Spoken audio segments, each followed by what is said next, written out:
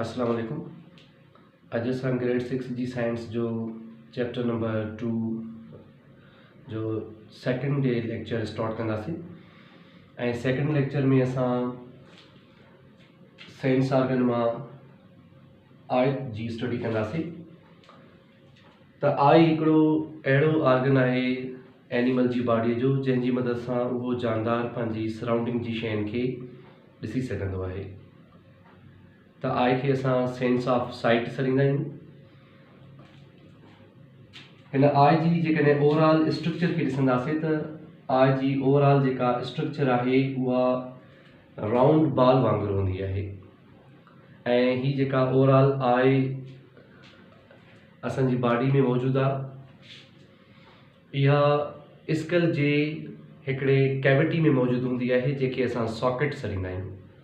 यानी असांजे फेस जा जेके बोन्स आहिनि जंहिंमें अंदरि अखियूं मौजूदु आहिनि उन स्कल जे उन खोपड़ीअ जे खाननि खे ऑर्बिट सॾियो वेंदो आहे। यानी ऑर्बिट उहे स्कल जा सोराख़ आहिनि जंहिंमें असां जूं आइज़ फिट थियल हूंदियूं आहिनि।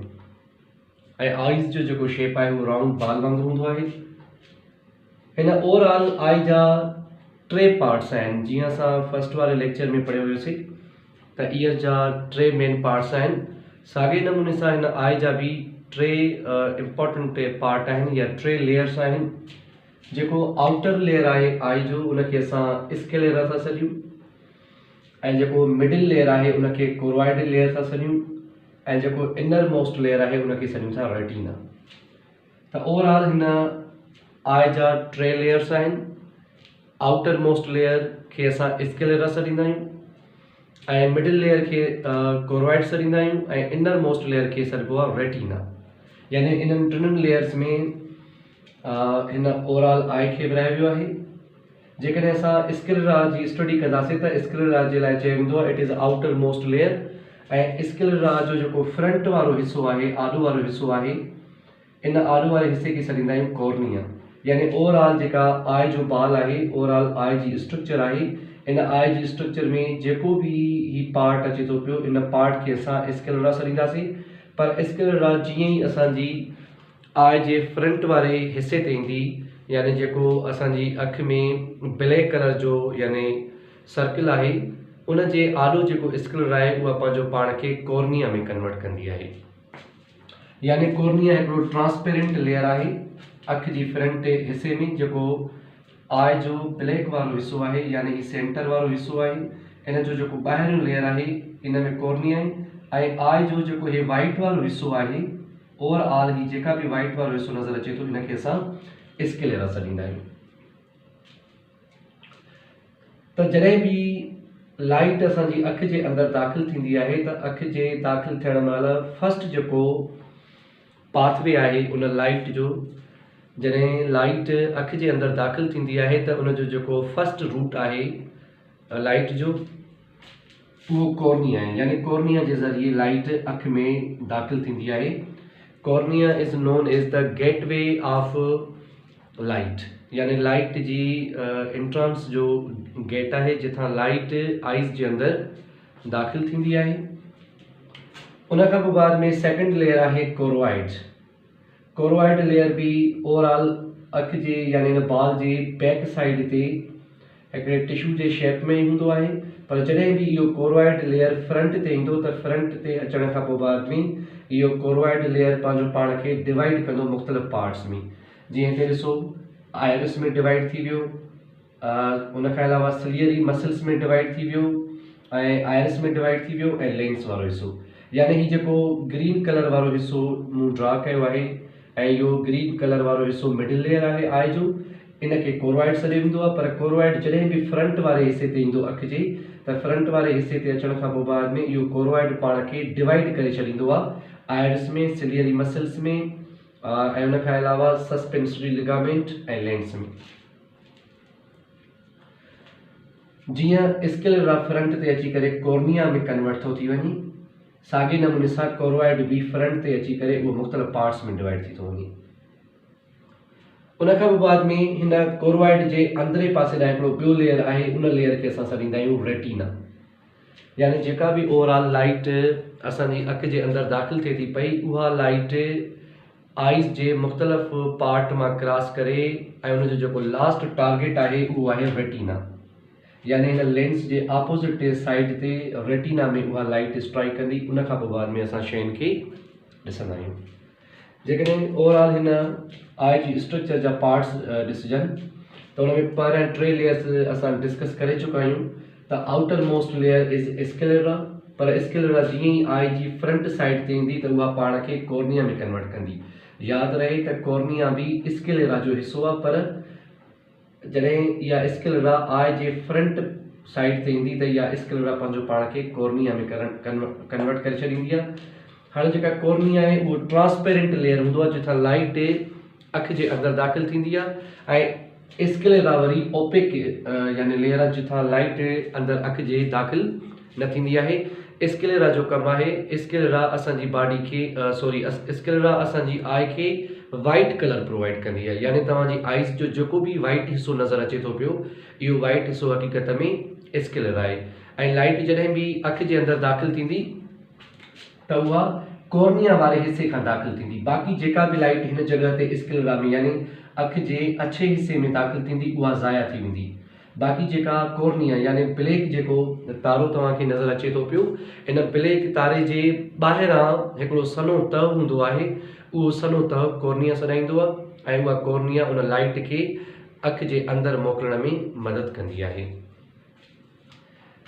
उन खां पोइ बाद में सेकंड लेयर बि पढ़ी आयासीं त कोरोइड लेयर आहे, जंहिंखे असां मिडिल लेयर सॾींदा आहियूं। उहो फ्रंट ते अची करे मुख़्तलिफ़ पार्ट्स में डिवाइड थी वेंदो आहे। ऐं इनर मोस्ट लेयर आहे जंहिंखे असां रेटिना सॾियूं था। अच्छा, जेको कोरोइड आहे उहो कोरोइड पंहिंजो पाण खे फ्रंट वारे हिसे ते कहिड़नि पार्ट्स में थो डिवाइड करे? लेंस में, उन खां अलावा आयरिस आहे, सिलियरी मसल्स आहिनि ऐं सस्पेंसरी लिगामेंट आहिनि।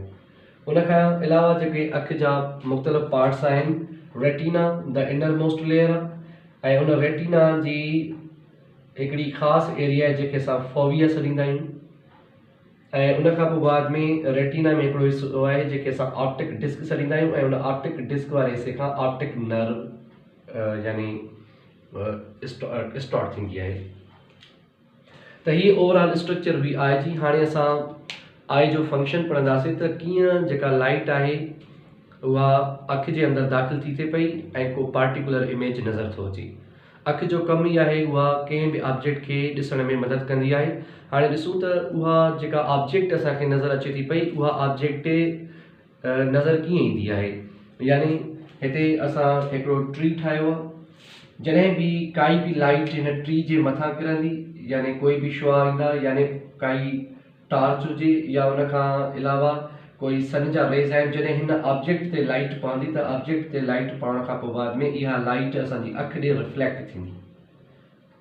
यानी कंहिं बि ऑब्जेक्ट खे ॾिसण जे लाइ शर्त इहो हूंदो आहे त पहिरियां उन ऑब्जेक्ट ते लाइट किरे ऐं उन ऑब्जेक्ट ते जीअं ई लाइट रेज़ किरंदा, उहे लाइट रेज़ उन ऑब्जेक्ट ते किरण खां बाद में उहे रेज़ असांजी आइज़ ॾे बेंड थींदा, रिफ्लेक्ट थींदा, ऐं उहे जॾहिं रेज़ असांजी अखि जे अंदरि दाख़िल थींदा तॾहिं उहा ऑब्जेक्ट नज़र ईंदी। अगरि जेकॾहिं लाइट उन ऑब्जेक्ट खे न लॻंदी त उहा इमेज या उहा ऑब्जेक्ट कॾहिं बि असांखे नज़र न ईंदी। त हाणे जीअं ई लाइट रेज़ इन ऑब्जेक्ट ते किरंदा त इहे इन ऑब्जेक्ट जा जेके बि ओवरऑल रेज़ आहिनि इहे बेंड थी करे अखि जे आउटर लेयर कॉर्निया ते किरंदा। ऐं कॉर्निया जे बारे में पढ़ी चुका आहियूं त कॉर्निया हिकिड़ो ट्रांसपेरेंट लेयर आहे। इन कॉर्निया जे ज़रिए जेका लाइट आहे उहा अखि जे अंदरि दाख़िल थींदी। बाक़ी जेके रेज़ इन ॿी साइड में अखि जे अछे हिसे वारे में लॻंदा, इन स्क्लेरा जो कमु कहिड़ो आहे, उन लाइट रेज़ खे कॉर्निया जे तरफ़ मोकिलींदी, ऐं जेके बाक़ी उन में रेज़ रहिजी वेंदा उहे ज़ाया थी वेंदा। बाक़ी उहे रेज़ जेके हिन कॉर्निया में अचे लॻा, उहे रेज़ अखि जे अंदरि दाख़िल थी वेंदा। यादि रहे त हीअ जेका लाइट अंदरि दाख़िल थिए थी अखि में, इन जो जेको टारगेट आहे उहो रेटिना जो यानी रेटिना आहे। इन रेटिना ते अगरि लाइट अचे किरंदी त असांखे ऑब्जेक्ट नज़र ईंदी। अगरि जेकॾहिं लाइट रेटिना ताईं नथी पहुचे त ऑब्जेक्ट कॾहिं बि नज़र न ईंदी।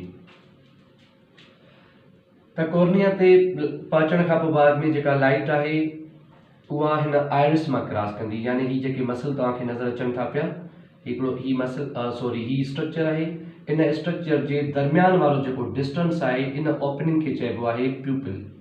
ही जेको विच वारो हिस्सो ख़ाली नज़र तव्हांखे अचे थो पियो, इन हिसे खे सरबो आहे प्यूपिल, यानी अखि जी माणकी जेके चवंदा आहियूं। यानी प्यूपिल हिकिड़ो जस्ट अखि जे अंदरि काई बि स्ट्रक्चर न आहे, यानी इहो ॿिनि आयरिस जे दरमियान हिकिड़ो नंढड़ो सोराख़ हूंदो आहे, जंहिंजे ज़रिए कोर्निया मां लाइट लेंस ताईं पहुचंदी आहे। यादि रहे त आयरिस जो जेका बि स्ट्रक्चर तव्हांखे नज़र अचे थी पई, इन आयरिस जी स्ट्रक्चर जे दरमियान वारो जेको ही डिस्टेंस नज़र, यानी हिकिड़ी स्पेस नज़र अचे थो, ओपनिंग नज़र अचे थी, this opening is known as pupil. यानी लाइट कोर्निया खां क्रॉस करण खां पोइ बाद में प्यूपिल वटि पहुचंदी, ऐं प्यूपिल में पहुचण खां पोइ बाद में लाइट कंहिं वटि पहुचंदी, लेंस वटि पहुचंदी। यानी जॾहिं लाइट इन लेंस वटि पहुचंदी त इहो लेंस उन लाइट जे रेज़ खे पाण वटि गॾु करे ऐं इन लेंस जी ऑपोज़िट साइड में रेटिना ते जेके रेज़ ईंदा उहे उते वञी स्ट्राइक कंदा। त लाइट जो जेको फर्स्ट पाथ आहे, जिथां लाइट अखि जे अंदरि दाख़िल थींदी, उनखे असां कॉर्निया सॾींदासीं, ऐं कॉर्निया खां पोइ बाद में इहा लाइट प्यूपिल में दाख़िल थींदी। प्यूपिल में दाख़िल थियण खां पोइ बाद में लाइट लेंस सां स्ट्राइक कंदी, ऐं लेंस उन लाइट जे रेज़ खे गॾु करे ऐं आख़िर में इन रेटिना जे, यानी रेटिना ते वञी किराईंदो। जॾहिं इहे रेज़ उन रेटिना ते किरंदा, रेटिना ते किरण खां पोइ बाद में इमेज नज़र ईंदो। अगरि जेकॾहिं इहे रेज़ रेटिना ते न किरंदा त इमेज कॾहिं बि नज़र न ईंदो। त जॾहिं बि इमेज असांजी अखि जे अंदरि ठहंदो आहे त उहो इमेज हमेशह इन्वर्टेड हूंदो आहे, यानी उल्टो हूंदो आहे। जीअं हिते ॾिसो, हिते जेको प्लांट आहे, ट्री आहे, इहो असांखे सिधो नज़र थो अचे, पर हक़ीक़त में जॾहिं हिन जो इमेज असांजी अखि जे अंदरि ठहंदो त अखि जे अंदरि ठहण सां उहो जेको इमेज आहे उहो उल्टो ठहंदो।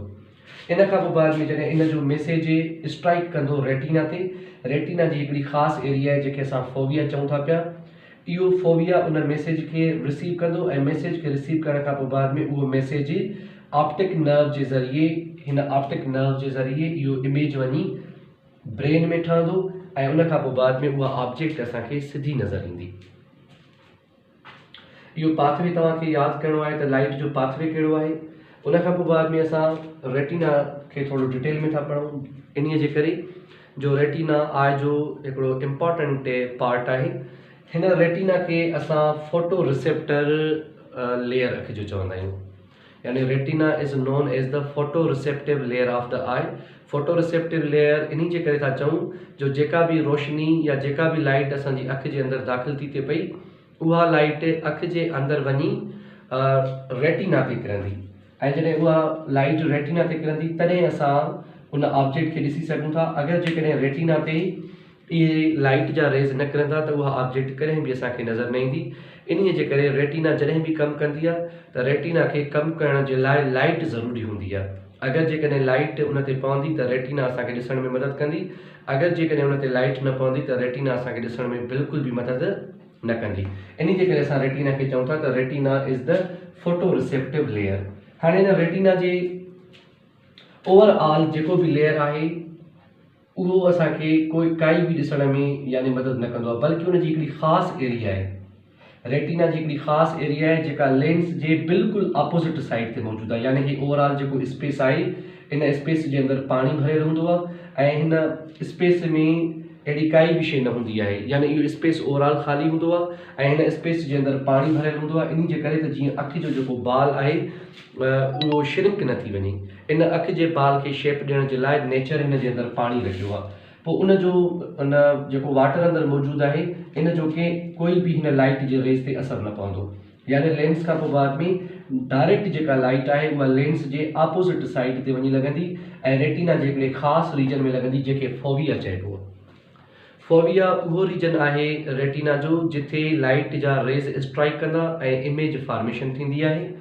हिन रेटिना जा ॿ कम आहिनि। हिकु त रेटिना यानी कंहिं बि इमेज खे चिटो ॾिसण में मदद कंदी आहे, ऐं उन सां गॾोगॾु इहा फोविया वारो जेको रीजन आहे इहो असांखे कलर वियन में मदद कंदो आहे। यानी जेके भी मुख़्तलिफ़ क़िस्म जा असांखे रंगीन ऑब्जेक्ट यानी कलर्ड ऑब्जेक्ट नज़र अचनि था पिया, उहे सिर्फ़ु कंहिंजे करे नज़र ईंदा आहिनि, फोविया जे करे नज़र ईंदा आहिनि।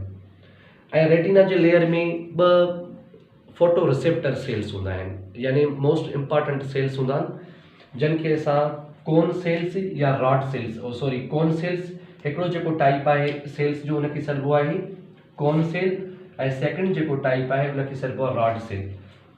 ही ॿिनि क़िस्मनि जा सेल्स आहिनि जेके रेटिना जे अंदरि हूंदा आहिनि। यादि रहे त कोन सेल्स खे जेसी ताईं लाइट न मिलंदी तेसी ताईं उहे कमु न कंदा। इन जे करे असां कोन सेल्स खे सॾींदा आहियूं they are sensitive to day time, यानी जॾहिं ॾींहुं हूंदो त ॾींहं जे टाइम में इहे कोन सेल्स कमु कंदा, यानी जेकॾहिं ॾींहं जे टाइम कोन सेल्स कमु कंदा त अंडरस्टूड ॻाल्हि आहे त उन्हनि खे कमु करण जे लाइ लाइट जी ज़रूरत पवंदी आहे। पर जेके रॉड सेल्स आहिनि उन रॉड सेल्स वरी नाइट जे टाइम में एक्टिव हूंदा, यानी जॾहिं डिम लाइट हूंदी तॾहिं रॉड सेल एक्टिव थींदा, ऐं जॾहिं ब्राइट लाइट हूंदी त कोन सेल्स एक्टिव हूंदा। यानी कोन सेल्स खे कमु करण जे लाइ वर्क करण जे लाइ लाइट जी जेका इंटेंसिटी आहे उहा तमामु घणी खपे, यानी ब्राइटनेस तमामु घणी खपे। अगरि जेकॾहिं ब्राइटनेस घटि हूंदी यानी रोशनी घटि हूंदी त कोन सेल्स कमु करणु छॾे ॾींदा ऐं उन्हनि जी जॻह ते रॉड सेल्स कमु कंदा। त हिन कोन सेल्स जो कमु कहिड़ो आहे, यानी उहे ॾींहं जे टाइम में एक्टिव हूंदा, ऐं अंडरस्टूड ॻाल्हि आहे जेकॾहिं कोन सेल्स ॾींहं जे टाइम में एक्टिव हूंदा त उहे असांखे काई बि शइ चिटी करे ॾींदा, यानी काई बि शइ हूंदी उहा चिटी नज़र ईंदी, ऐं उन सां गॾो गॾु जंहिं बि ऑब्जेक्ट जो जेको बि रंग हूंदो कलर हूंदो उहो असांखे आसानी सां नज़र ईंदो। इन जो मक़सदु इहो थियो त कोन सेल यानी इमेज खे क्लियर बि ॾिसण में मदद कंदो, ऐं उन सां गॾो गॾु कोन सेल्स उन ऑब्जेक्ट जे कलर जी आइडेंटिफिकेशन में बि हेल्प कंदा आहिनि। त अखि जो असां हिन रेटिना जो हिकिड़ो ख़ासि पार्ट पढ़ियोसीं फोविया। त फोविया उहो पार्ट आहे रेटिना जो जंहिंमें कोन सेल्स तमामु घणा हूंदा आहिनि। हिन लेयर में हिनखे सॾींदा आहियूं रिच इन कोन सेल्स, यानी फोविया हिकिड़ो रेटिना जो अहिड़ो हिसो आहे जंहिंमें कोन सेल्स तमामु घणा हूंदा, ऐं जॾहिं फोविया में कोन सेल्स तमामु घणा हूंदा त ज़ाहिरी ॻाल्हि आहे जेको इमेज आहे उहो असांखे ब्राइट नज़र ईंदो, यानी चिटो नज़र ईंदो, ऐं ॾींहं जे टाइम में उहो जेका ऑब्जेक्ट आहे उहा जेको उन ऑब्जेक्ट जो कलर हूंदो असांखे उन ऑब्जेक्ट जो उहो ई कलर नज़र ईंदो। इन जो मक़सदु इहो थियो त जेका बि कलर विजन आहे, यानी काई बि जेका आहे सो ऑब्जेक्ट ते रंगीन नज़र अचे थी पई उहा कोन सेल्स जे करे ईंदी आहे, ऐं हमेशह उहा ऑब्जेक्ट रंगीन ॾींहं जो ईंदी आहे, ऐं साॻे नमूने सां जेको इमेज आहे उहो ॾींहं जो चिटो नज़र ईंदो आहे। वरी जेकॾहिं असां रॉड सेल्स ते अचूं त रॉड सेल्स ॾींहं जे टाइम में इनएक्टिव हूंदा, यानी रॉड सेल्स ॾींहं जे टाइम में कमु न कंदा, पर जॾहिं बि राति जो टाइम थींदो या डिम लाइट हूंदी, यानी जीअं असां कमरे जे अंदरि था वञूं त कमरे में रोशनी घटि आहे त उन जे दौरान बि लाइट घटि आहे त उन दौरान कोन सेल इनएक्टिव थी वेंदा ऐं रॉड सेल एक्टिवेट थी वेंदा। हाणे रॉड सेल्स जॾहिं एक्टिवेट थींदा त रॉड सेल्स जी एक्टिवेशन सां असां डिम लाइट में ॾिसी सघंदासीं, बाक़ी जेके कोन सेल्स आहिनि उहे डिम लाइट में असांखे ॾिसण में मदद न आहिनि कंदा। इहो कुझु ओवरऑल अखि जे यानी स्ट्रक्चर ऐं फंक्शन जे बारे में हुयो। इन खां पोइ बाद में आई जा कुझु डिसऑर्डर्स आहिनि जेके तव्हांजे हिन टॉपिक में त न आहिनि, पर शेयर करणु तमामु घणो ज़रूरी आहिनि, छाजे करे जो इहे जेके अखि जूं डिज़ीज़िस चऊं या एबनॉर्मलिटी चऊं, इहे जेके डिसऑर्डर्स आहिनि इहे मोस्ट इम्पॉर्टेंट आहिनि, इन जे करे उहे तव्हां सां शेयर थो कयां। तव्हां अक्सर ॿुधो हूंदो त हिकिड़ी डिज़ीज़ हूंदी आहे जेके असां नाइट ब्लाइंडनेस चवंदा आहियूं, जंहिंखे सिंधी में शफ़गोरी या के वरी शमगोरी बि उनखे सॾींदा आहिनि। त इहा जेका नाइट ब्लाइंडनेस आहे इनखे असां चऊं था यानी राति जो माण्हू ॾिसी न सघंदो, तॾहिं बीमारीअ जो नालो रखियो वियो आहे नाइट ब्लाइंडनेस। हाणे इहा जेका नाइट ब्लाइंडनेस कंडीशन आहे या अखि जी एबनॉर्मलिटी आहे, इहा वाइटामिन ए जी कमी जे करे थींदी आहे, यानी वाइटामिन ए जॾहिं तव्हांजे फूड सप्लीमेंट में न हूंदी त उन जे करे यानी वाइटामिन ए जे करे राति जे टाइम में असां नाहियूं ॾिसी सघंदा, ऐं जिन खे वाइटामिन ए राति जो यानी वाइटामिन ए न मिलंदी त वाइटामिन ए जे न मिलण सां उन्हनि जा रॉड सेल्स कमु न कंदा। इन जो मक़सदु इहो थियो त रॉड सेल्स खे राति जे टाइम में कमु करण जे लाइ वाइटामिन ए खपे। अगरि जेकॾहिं रॉड सेल्स खे वाइटामिन ए न खपंदी त रॉड सेल्स राति जे टाइम में एक्टिवेट न थींदा। त इहा जेका वाइटामिन ए आहे हक़ीक़त में वाइटामिन ए मां जेके अख जा रॉड सेल्स आहिनि उहे वाइटामिन ए मां हिकिड़ी प्रोटीन ठाहींदा आहिनि जेके रोडॉप्सिन चइबो आहे ऐं उहा रोडॉप्सिन पोइ बाद में राति जो असांखे ॾिसण में मदद कंदी आहे। पर जेकॾहिं असांखे वाइटामिन ए न मिलंदी त वाइटामिन ए जे न मिलण सां रोडॉप्सिन प्रोटीन न ठहंदी ऐं जॾहिं रोडॉप्सिन प्रोटीन न ठहंदी त ज़ाहिरी ॻाल्हि आहे त रॉड सेल्स असांखे राति जो ॾिसण में मदद न कंदा। बाक़ी कोन सेल्स खे वाइटामिन ए जी ज़रूरत न हूंदी आहे, उहे ॾींहं जो टाइम में रोशनी मिलंदी उहे कमु कंदा। बाक़ी रॉड सेल्स खे एक्टिवेट थियण जे लाइ रोडॉप्सिन खपे ऐं उहा रोडॉप्सिन कंहिं मां ठहंदी आहे? वाइटामिन ए मां ठहंदी आहे। जेकॾहिं वाइटामिन ए न मिलंदी इन जे करे राति जो टाइम में कोई बि माण्हू ॾिसी न सघंदो, जेके नाइट ब्लाइंडनेस सॾे वेंदो आहे। त इहा हिकु एबनॉर्मलिटी आहे। इहा जेका एबनॉर्मलिटी आहे इहा रेटिना जे रॉड सेल्स जे कमु न करण जे करे आहे। यादि रहे त नाइट ब्लाइंडनेस जेका डिसऑर्डर आहे उहो रेटिना जे रॉड सेल्स जे कमु न करण जे करे थींदो आहे। ऐं उन खां अलावा ॿिया ॿ डिसऑर्डर्स आहिनि जेके असां सॾींदा आहियूं मायोपिया। मायोपिया खे ॿियो असां सॾींदा आहियूं नियर साइटेडनेस। यानी मायोपिया हिकिड़ी अहिड़ो डिसऑर्डर आहे जंहिंमें असांखे परे जूं शयूं सही नज़र न ईंदियूं आहिनि, यानी धुंधलियूं नज़र ईंदियूं आहिनि। जॾहिं परे जी नज़र ख़राबु हुजे इनखे चइबो आहे मायोपिया। ऐं इन मायोपिया जो ॿियो नालो आहे नियर साइटेडनेस। यानी मायोपिया में वेझो वारियूं शयूं सही नज़र ईंदियूं पर परे वारियूं जेके ऑब्जेक्ट्स आहिनि उहे सही नज़र न ईंदियूं। इन जे करे मायोपिया जो ॿियो नालो रखियो वियो आहे नियर साइटेडनेस। ऐं उन खां अलावा ॿी जेका कंडीशन आहे उनखे सॾिबो आहे हाइपरमेट्रोपिया। हाइपरमेट्रोपिया हिकिड़ी अहिड़ी कंडीशन आहे जंहिंमें जेके सो परे वारियूं शयूं त सही नज़र ईंदियूं पर जेके वेझो वारियूं शयूं आहिनि या वेझो वारियूं जेके ऑब्जेक्ट्स आहिनि उहे ब्लर नज़र ईंदियूं, धुंधलियूं नज़र ईंदियूं। त ही ॿ डिसऑर्डर्स बि तव्हांखे यादि करणा आहिनि, मायोपिया ऐं हाइपरमेट्रोपिया ऐं उन खां अलावा नाइट ब्लाइंडनेस। अॼु जो लेक्चर असां हिते ख़तमु था कयूं। इंशाल्लाह नेक्स्ट जेको लेक्चर आहे उहो तव्हां सां जल्द शेयर कंदासीं। महिरबानी।